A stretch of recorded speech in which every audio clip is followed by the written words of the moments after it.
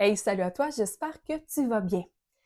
La pensée médicale occidentale nous a appris à voir et à comprendre les différents systèmes du corps humain, mais également les différents aspects de la santé de manière isolée, c'est-à-dire en silo. Si on a un problème de peau, on consulte un dermatologue, un problème de pied, un podiatre, etc., etc.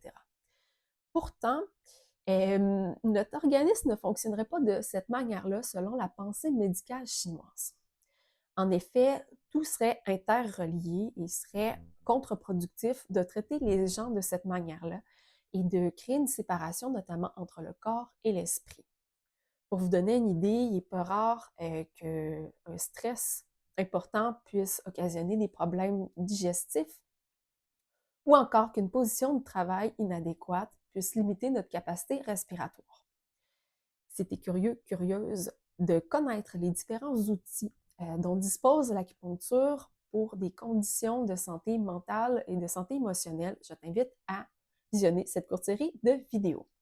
Comme tu as dû le deviner, je m'appelle Audrey et je suis acupuncteur dans la vie, mais je suis également passionnée par mon travail. Parallèlement à ma formation en acupuncture, j'ai également suivi des études en sciences sociales, m'intéressant plus spécifiquement à tous les phénomènes psycho-émotionnels. Donc, au fil du temps, je suis allée chercher des formations supplémentaires pour parfaire mes connaissances et mes compétences dans ce champ de pratique-là. Et champ de pratique, en fait, qui est relativement peu connu des possibilités qu'offre l'acupuncture. Dans la vidéo suivante, je vais faire un petit topo de l'élément feu. À tout de suite!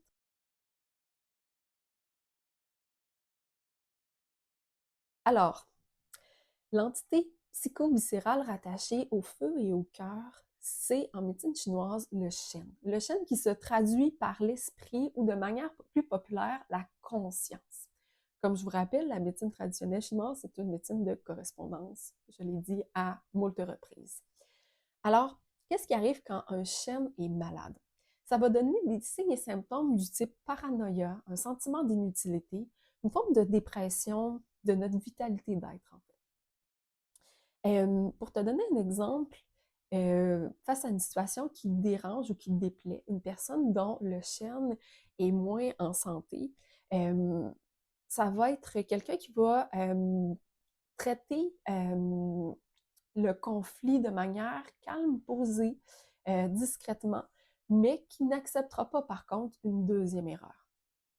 Un chêne en santé, de l'autre côté, c'est un chêne dont l'esprit est responsable de tout plein d'éléments au niveau de notre activité euh, mentale, c'est-à-dire les idées, les pensées, notre capacité d'être lucide, la mémoire à court terme, toutes les activités cognitives, l'orchestration des émotions, mais également la capacité d'avoir une conscience de soi qui est à la fois adéquate et nuancée. Alors, en résumé, l'entité psychoviscérale rattachée au feu est le chêne.